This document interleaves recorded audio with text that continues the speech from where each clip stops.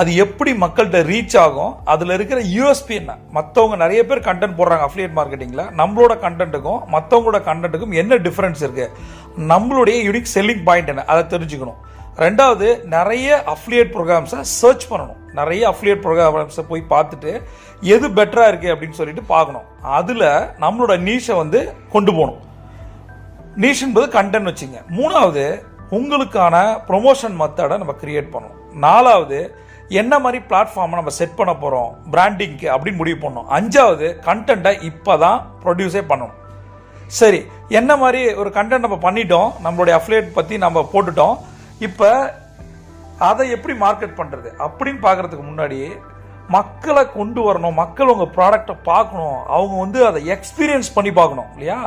அதற்கு நீங்கள் என்ன மாதிரி ப்ரொமோட் பண்ணுறீங்க, அதுக்கு வந்து ஒரு சிம்பிள் டெக்னிக் என்னன்னா, ரெகுலர் பேசிஸில் நீங்கள் வந்து ஒரு விஷயத்தை செய்ய ஆரம்பிச்சிங்கன்னா தொடர்ந்து